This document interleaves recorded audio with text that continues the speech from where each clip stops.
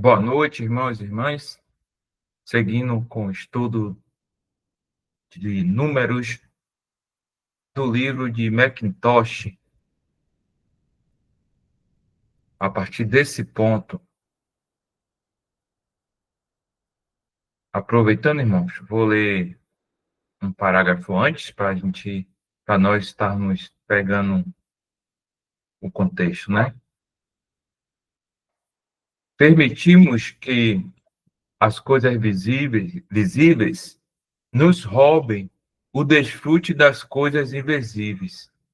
Ó, que tenhamos uma fé mais forte para tomar posse de tudo o que Deus nos deu gratuitamente em Cristo.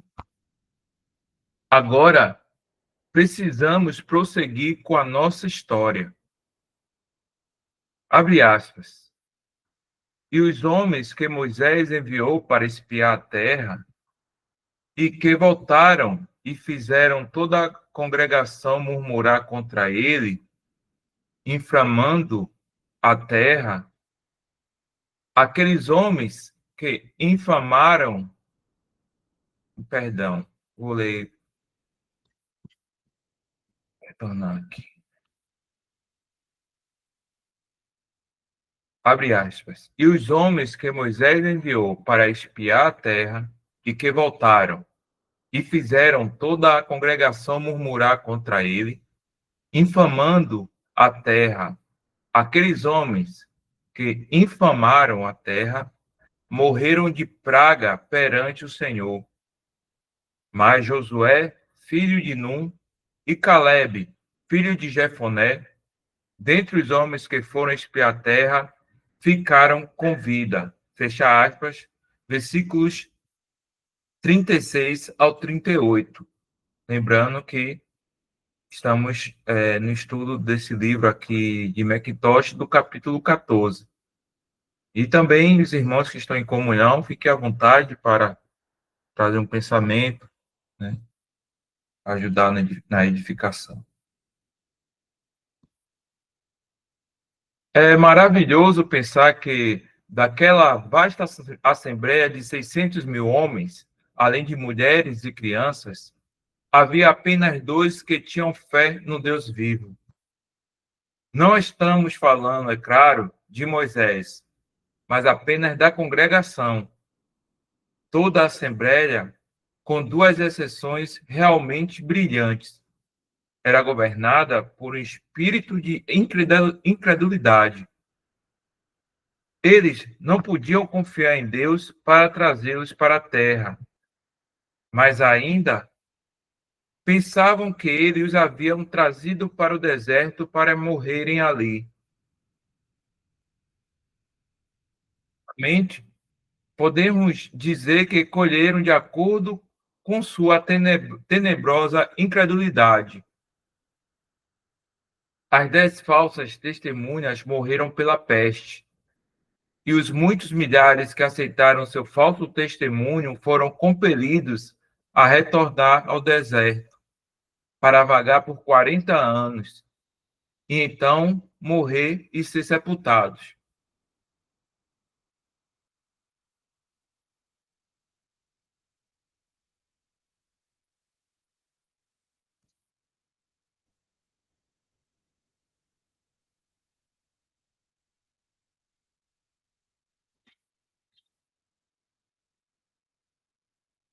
Só lembrando, né, irmãos, que pelo que nós estamos lendo esse capítulo 14, apesar de estar trazendo a referência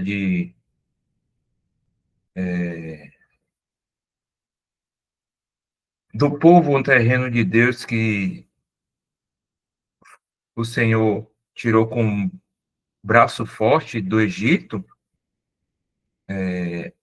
uma vertente bem usada aqui pelo escritor é sobre a incredulidade é, desses, desses homens e mulheres que saíram do Egito, né? Mesmo vendo Jeová, né, operar milagres e prodígios.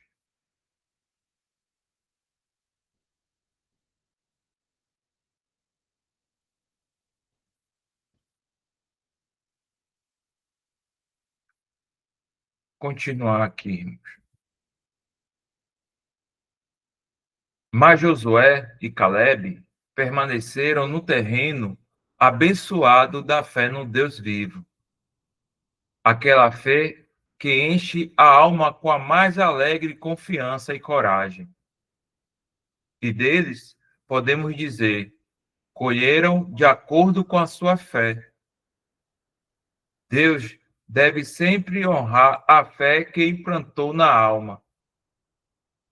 É seu próprio dom. E ele não pode, podemos dizer com reverência, deixar de conhecê-lo onde quer que exista. Josué e Caleb foram capacitados pelo simples poder da fé a resistir a uma tremenda onda de infidelidade. Eles mantiveram firme sua confiança em Deus diante de todas as dificuldades.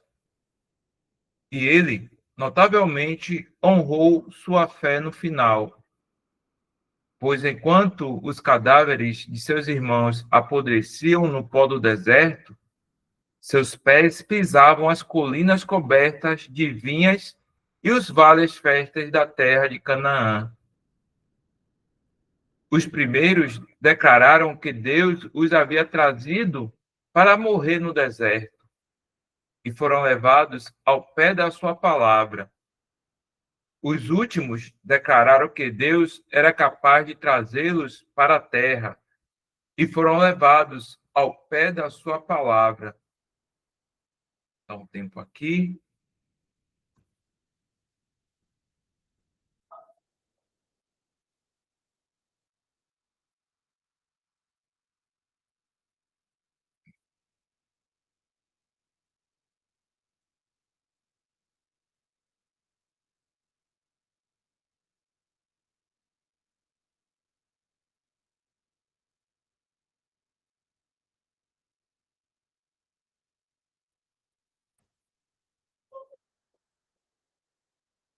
Aos irmãos que chegaram, né?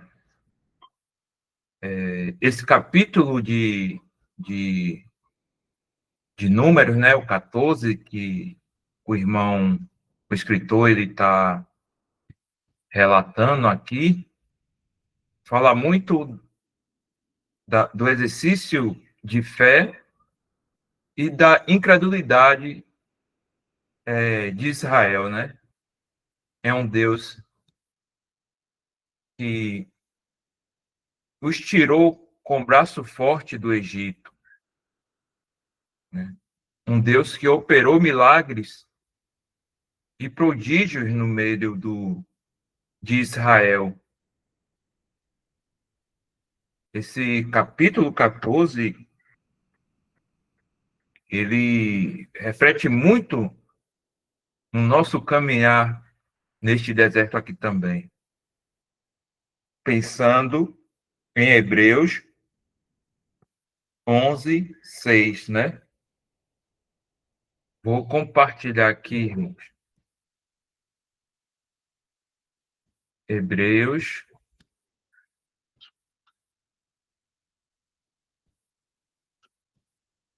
11:6.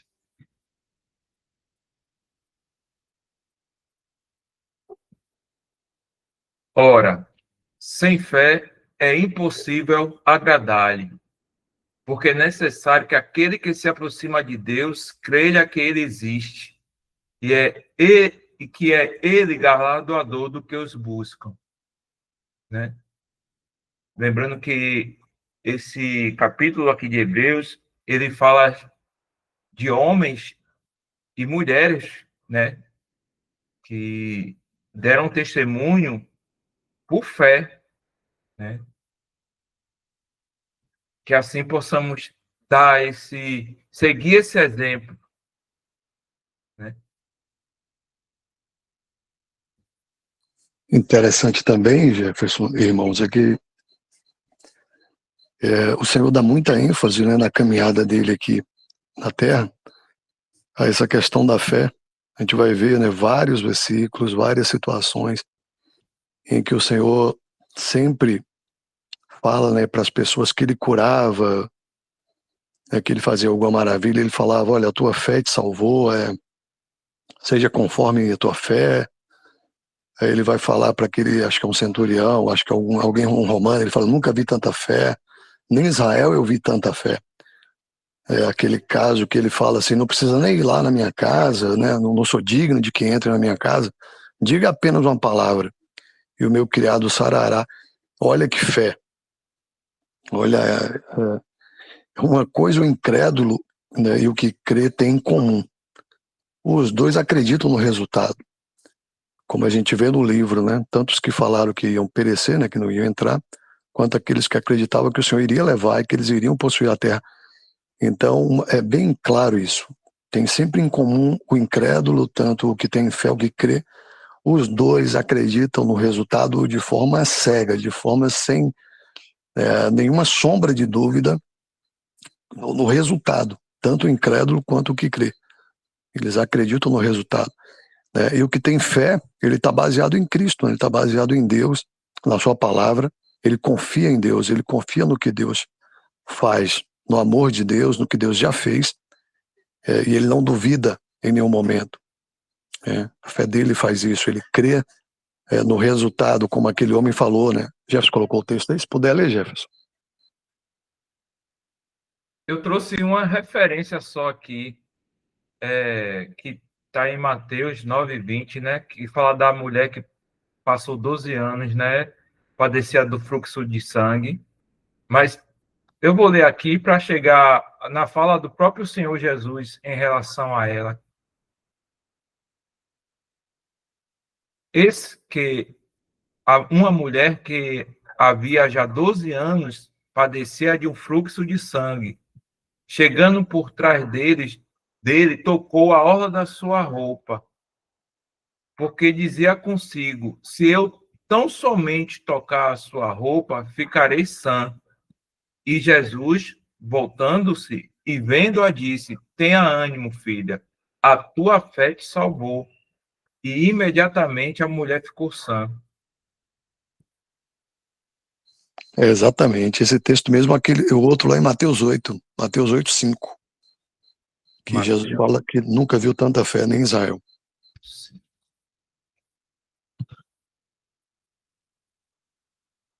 E entrando Jesus em Cafarnaum, chegou junto dele um centurião rogando-lhe e dizendo: Senhor, o meu criado jaz em casa, paralítico e violentamente atormentado. E Jesus lhe disse: eu irei e lhe darei saúde. E o centurião, respondendo, disse: Senhor, não sou digno de que entres debaixo do meu telhado, mas dizes somente uma palavra e o meu criado há de sarar. Pois também eu sou homem sob autoridade e tenho soldados às minhas ordens. E digo a este: vai, e ele vai. E a outro: vem, e ele vem. E ao meu criado: faze isto, e ele o faz. E maravilhou-se Jesus, ouvindo isto, e disse aos que o seguiam: em verdade vos digo, que nem mesmo em Israel encontrei tanta fé. É isso aí, maravilha, né? Você vê também Mateus 9, já está pertinho aí, Mateus 9:2.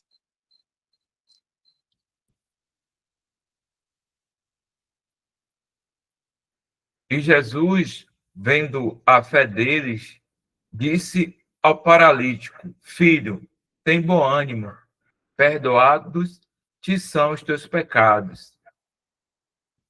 E eis que alguns, continua? Não, acho que o tema é fé, né? Acho que até aí tá bom. Sim, sim. E a gente vê claramente, Jesus não está falando da fé do paralítico, né? Olha só como a fé é importante, ele está vendo a fé dos homens que trouxeram o paralítico, né? Ele viu a fé deles, está no plural aí, né? Não era nem a fé do paralítico, foi a fé dos amigos dele que fez ele, o Senhor querer curar ele. Jesus, vendo a fé deles, disse ao paralítico. Então, é muito interessante, né? A gente vai ver a Bíblia inteira, né? De Gênesis a Apocalipse, a fé está em tudo, está em todos os momentos, e realmente o Senhor quer que vivamos assim, né? Por fé, não por vista, confiando nele, na sua palavra, né? No que ele diz. E a gente vai encontrar aquele versículo também que tudo que não é por fé ou de fé é pecado. Então, hora ou outra, eu tenho que estar me policiando, porque a gente vai fazer alguma coisa do dia a dia, do trabalho, em casa, e fica, será? Acho que isso não vai dar certo. E mesmo assim vai lá e faz. E geralmente, pelo menos comigo, dá errado mesmo. Eu falo, aí eu lembro do versículo, eu falo, nossa, não era para me ter ficado na dúvida, eu tinha que ter certeza que aquele troço ia dar certo, mas eu fiquei, talvez, será? E aí, geralmente, quando pelo menos eu passo por essa experiência, só dá errado. Se não me falha a memória, até comida, eu acho que comendo alguma, eu ficava na dúvida, será essa comida? Sei não, hein? Sei quem é que fez e não sei o quê, e ficava botando um monte de dúvida, depois que eu comi, o troço me fazia mal. Aí perguntava a outras pessoas, fez mal? O outro, não. Não, ué, só comigo? O que aconteceu? Será se o meu intestino está fraco? Mas não é o intestino, né? É a fé, certamente. Quando nós perdemos o foco na pessoa do Senhor, e isso nos faz lembrar quando Pedro, o Senhor fala para Pedro caminhar sobre as águas, e ele, ao tirar os olhos do Senhor e prestar atenção na tempestade, nos ventos, nas ondas, na tempestade, né? Ele começa a afundar. E certamente, irmãos, quando nós não olhamos para o Senhor com esse princípio de fé que o irmão acabou de trazer através da Bíblia, né, e até da experiência pessoal dele, nós certamente vamos estar olhando para nós mesmos. E com isso, podemos sim não andar por fé, mas na mesma incredulidade que o Israel andou quando o próprio Senhor os tirou da terra do Egito. Mas uma coisa que eu posso dizer aos irmãos que logo quando é, quando chegamos assim na Assembleia, que até foi muito difícil de descer pela garganta, foi quando o irmão me falou, o Senhor fala que nós teríamos aflições, mas que nós devemos ter bom ânimo, né?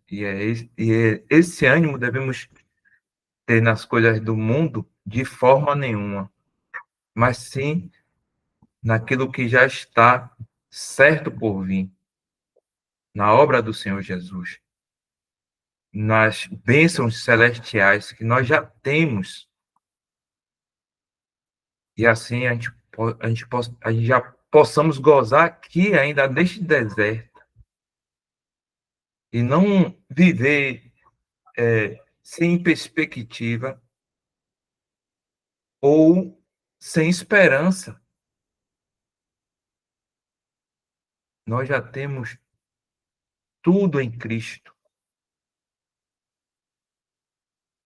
tudo em Cristo. E Jefferson, Mateus 9 novamente, porque eu falei também uma coisa, falei que era feito segundo a fé, só que não falei onde é que estava escrito. Mas é Mateus 9, a partir do 27, se você puder ler aí também até o 29.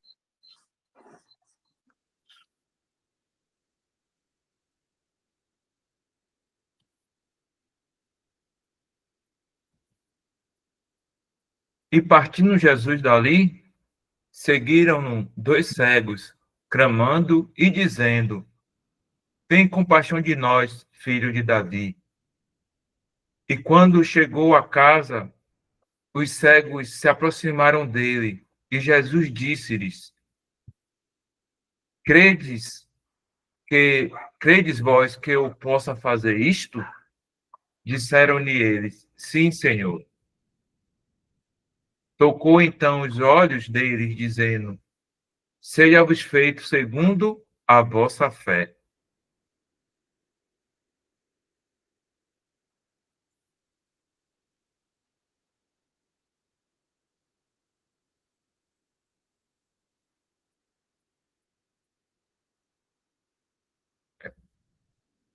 Segundo a vossa fé, irmão.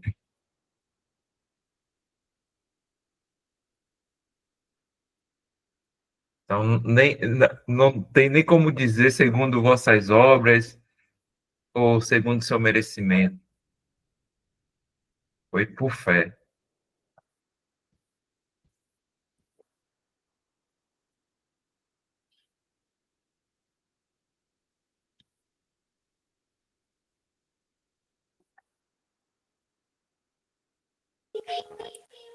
Só mais um acréscimo aí, irmãos.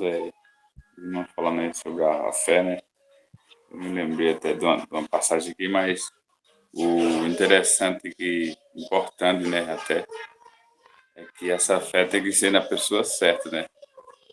Isso nós formos olhar, existe fé de toda maneira nesse mundo, né? E fé até bem, aí existe fé em santo, existe fé no Buda, em várias fés, mas a fé que importa é a fé no Senhor Jesus, na obra que ele consumou na cruz, e até também não ter a fé em nós mesmos, né? Porque se a fé for em nós mesmos, nós vamos cair. Então tem até uma passagem aqui em Romanos 4, no versículo 5, que eu creio que vai ter uma referência aí.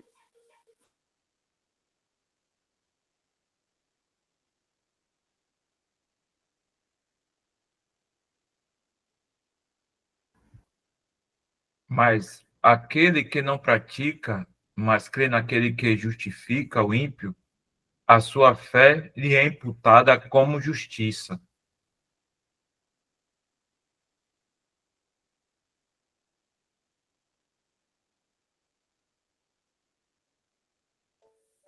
Eu digo isso, mano, porque eu vejo algumas pessoas dizer, né, alguns cristãos, até incrédulo mesmo. Muitas vezes a gente vai falar do evangelho, costuma acontecer isso comigo, e aí de repente a pessoa fala, mas o importante é ter fé. O importante é ter fé tá bom. Eu creio em Deus, eu tenho fé em Deus. Então a gente fica assim triste porque a gente vê que a pessoa não reconhece que é pecador, que essa fé ela tem que vir, tem que ser no Senhor Jesus, e não em outra qualquer coisa, né? Então essas coisas a gente observa.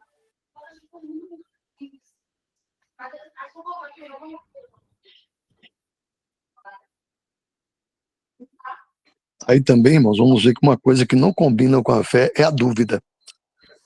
Vamos ver lá em Mateus 14, que o Jefferson estava até falando sobre, mas a gente lendo aqui vai ficar melhor. Eu acho que o Jefferson concorda, se a gente ler fica melhor, né, Jefferson? Mateus 14, versículo 30 e 31.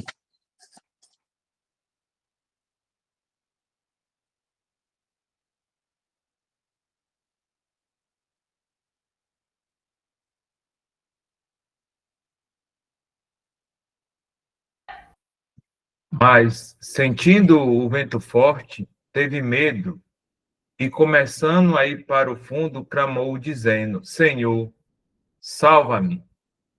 E logo Jesus, estendendo a mão, segurou-o e disse-lhe: Homem de pouca fé, por que duvidaste? Boa, irmão.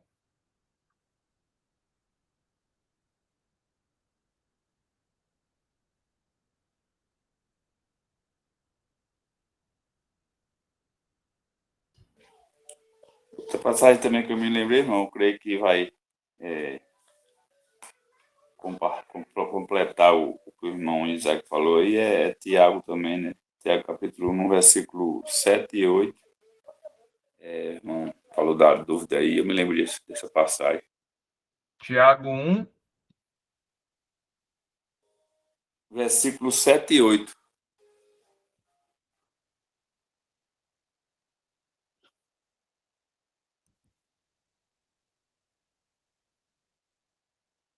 vamos ler do 2, então. Meus irmãos, tende gozo quando cairdes em várias tentações, sabendo que a prova da vossa fé opera a paciência. Tenha, porém, a paciência a sua obra perfeita, para que sejais perfeitos e completos, sem faltar em coisa alguma. E se alguém de vós tem falta de sabedoria, peça a Deus, que a todos dá liberalmente, e não lança em rosto, e ser-lhe-á dada. Peça, porém, com fé, em nada duvidando, porque o que duvida é semelhante à onda do mar, que é levada pelo vento e lançada de uma parte para a outra. Não pense tal homem que receberá do Senhor alguma coisa. O homem de coração dobre é inconstante em todos os seus caminhos.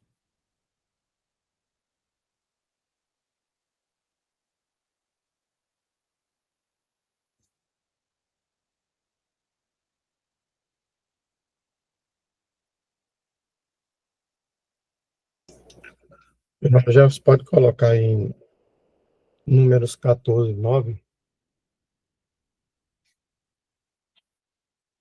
Números 14, 9. É o que a gente está estudando, Números. 14, 9. Tão somente não sejais rebeldes contra o Senhor, e não temais o povo desta terra, porquanto são eles nosso pão. Retirou-se deles o seu amparo, e o Senhor é conosco, não os temais. Josué 22, 18 e 19.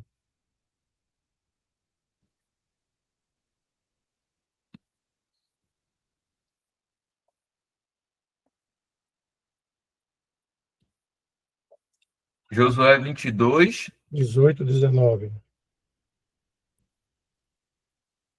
para que hoje deixais de seguir o Senhor? Será que, rebelando-vos hoje contra o Senhor, amanhã ele se irará contra toda a congregação de Israel?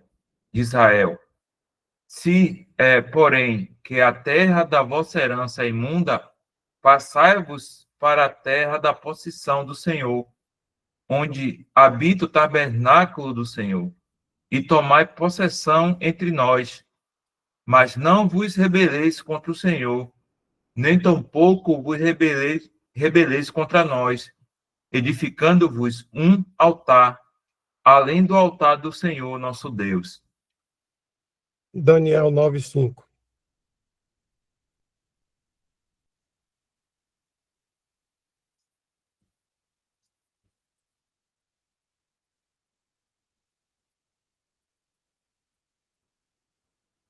Pecamos e cometemos iniquidades, e procedemos impiamente, e fomos rebeldes, apartando-nos dos teus mandamentos e dos teus juízos. Ok, o primeiro que eu coloquei, que foi 14, 9, é o que nós estamos estudando. Não só fala sobre a circunstância já constante dos irmãos quanto à fé, mas aborda as circunstâncias da rebeldia, ou seja, uma atitude revoltosa.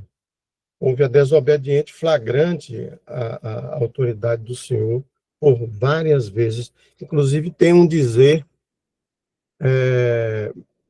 no mundo religioso que diz assim, fulano pode pecar 10 vezes que o Senhor perdoa.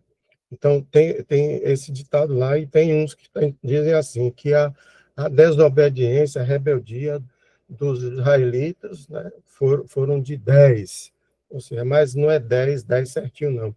É que existem muitos outros. Então, aí aborda muito a questão da rebeldia. O povo foi basicamente rebelde durante esse curso no deserto, né? E Deus, ele é bem claro, ele não tolera rebeldia e considera uma questão muito séria. E a rejeição do povo pelas palavras de Deus, ele considera como rebeldia. O próprio Antigo Testamento, ele fala sobre a rebelião, e ela é comparada aos terríveis pecados de feitiçaria. Você pode botar aí 1 Samuel 15, 23.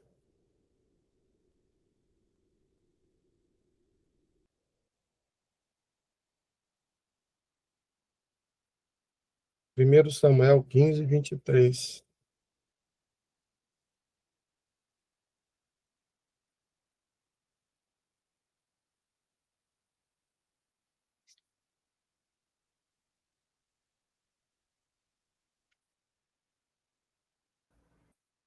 Porque a rebelião é como o pecado de feitiçaria, e o porfiar é como iniquidade e idolatria, porquanto tu rejeitaste a palavra do Senhor. Ele também te rejeitou a ti, para que não sejas rei. Pois é. Então, há uma rejeição que é dada como uma coisa ruim para Deus e ele considera como feitiçaria. A circunstância de rejeitarmos, ele também pode rejeitar. Então, o que é que se deduz disso praticamente? Israel, ele presenciou o povo quando saiu, presenciou todo o que? Uma bondade de Deus, desde a sua libertação lá do Egito, e mesmo com a libertação, ainda caminhando, frequentemente o povo se rebelava contra o Criador, né? Apesar de que dos inúmeros avisos divinos para que não se fizessem isso. O irmão pode, eu já vou terminar, bota aí Deuteronômio 1, 26.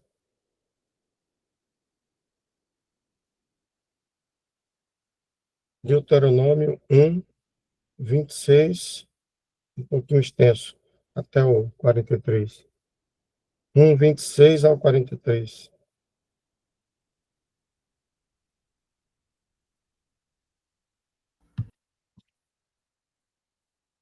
Porém, vós não quisestes subir, mas fostes rebeldes ao mandado do Senhor nosso Deus, e murmurastes nas vossas tendas, e dissestes: porquanto o Senhor nos odeia, nos tirou da terra do Egito para nos entregar nas mãos dos amorreus, para destruir-nos.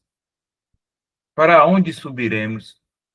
Nossos irmãos fizeram com que se derretesse o nosso coração, dizendo: maior e mais alto é este povo do que nós. As cidades são grandes e fortificadas até os céus. E também vimos ali filhos de gigantes. Então eu vos disse: não vos espanteis, nem os temais.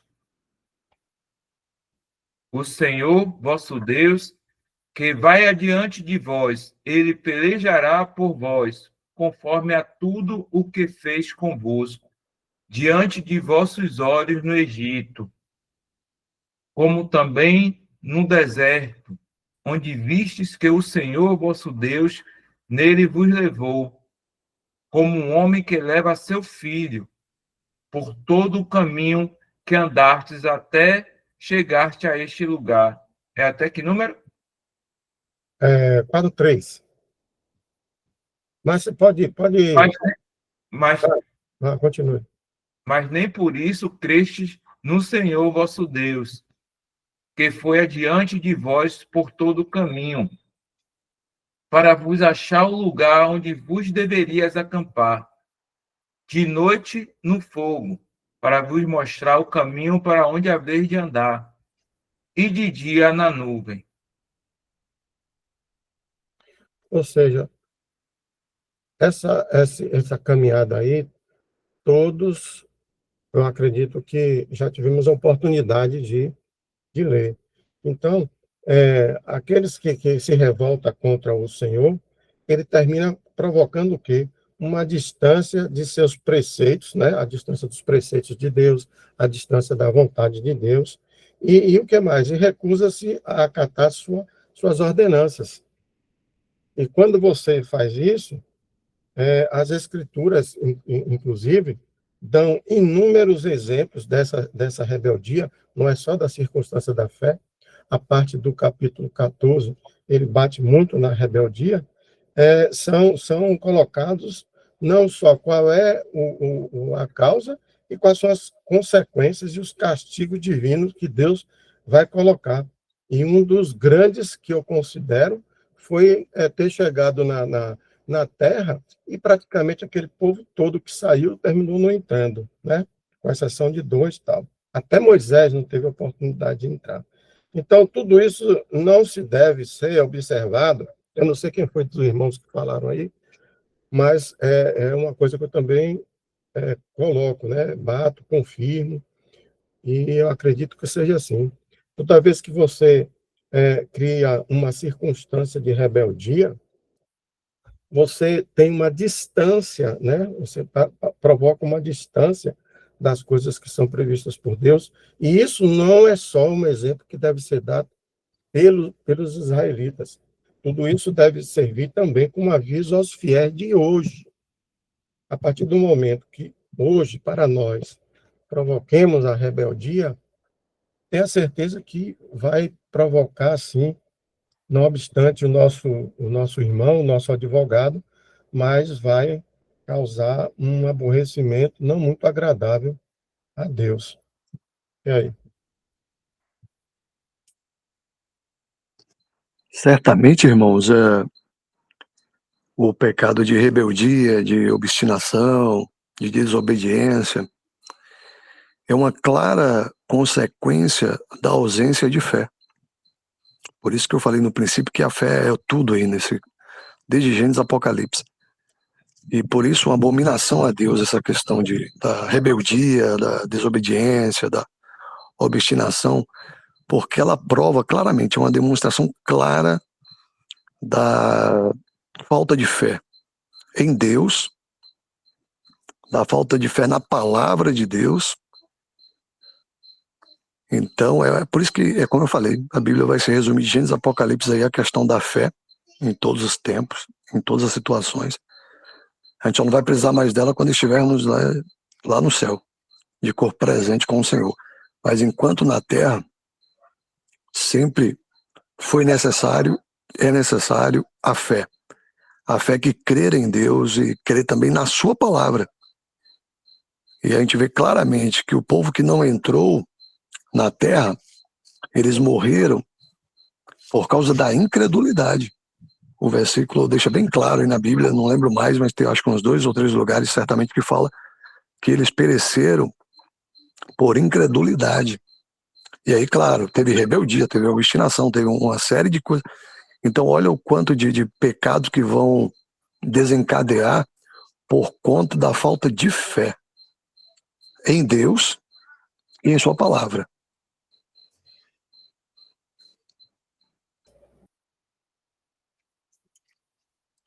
É óbvio, né, que tem uma grande ligação. O que é efetivamente a fé? É o firme fundamento das coisas que esperamos e a prova das coisas que não podemos ver. Está lá em Hebreus 11, 1. Né? Então, a circunstância da fé, ela é genuína. Fé é genuína. Né? Não tem como você ir por outro caminho.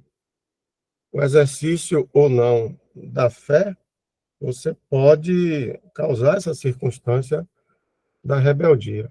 Isso é genuíno.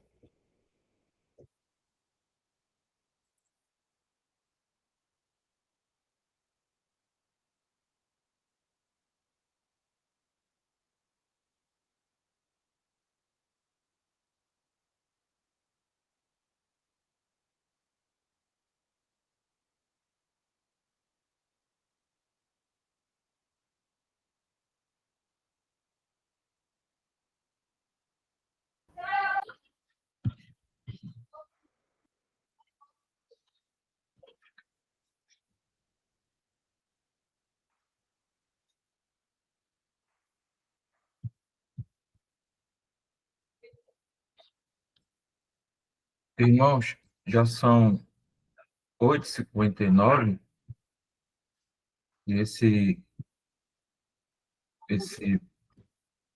parágrafo é um pouco grande. Então, podemos deixar para a próxima semana, se eu permitindo, e continuamos, né? A partir desse ponto aqui, irmão, e aí o senhor vai nos ajudando como tem nos ajudado. Você poderia ler só até onde fala a incredulidade seria penosa, porque vai corroborar muito, né, com o que a gente já falou, que a gente pode esquecer na próxima reunião.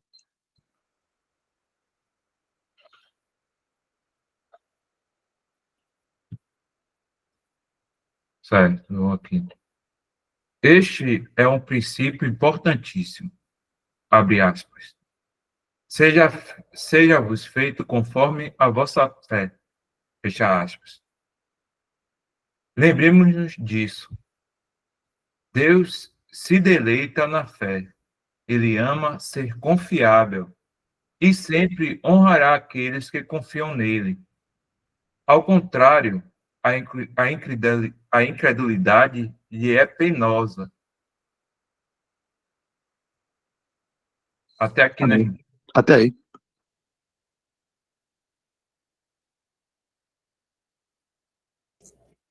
Irmão Jefferson, só para confirmar a palavra aí do irmão Isaac, a circunstância de Gênesis, está lá em Gênesis 22, o próprio número 14. Você tem a aprovação da fé feita com Abraão, foi um motivo lá em Gênesis, e do próprio Moisés aqui em Números 14, né? É um exercício da fé que aconteceu.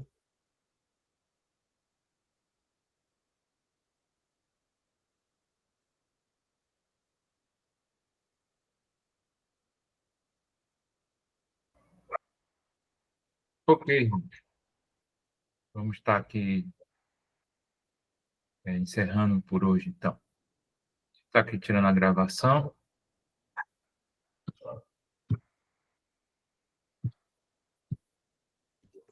O Alexandre colocou um versículo aí, Jefferson, é bom ler também. E esse tema é muito, muito importante, porque o adversário sempre, ele sabe disso, quanto a fé é algo, por assim dizer, tremendo do homem para com Deus, de Deus para com o homem, desse relacionamento de Deus com os seus. E ele vai sempre trabalhar para tentar ofuscar isso. Então, vale a pena a gente ressaltar este ponto. Ele quer que andemos por fé e não por vista. O irmão colocou um versículo aí também que corrobora muito. Certo? Eu tinha até colocado esse versículo aí, está lá em 2 Coríntios, se eu não me engano, é capítulo 5. Mas aqui seguimos. Aqui o irmão colocou Romanos no capítulo 1, 17.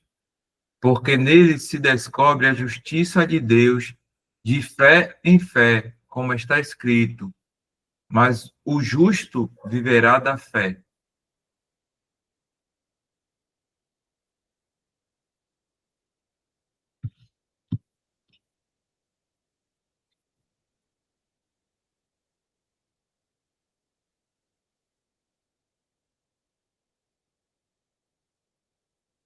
Creio que podemos estar encerrando então, irmãos.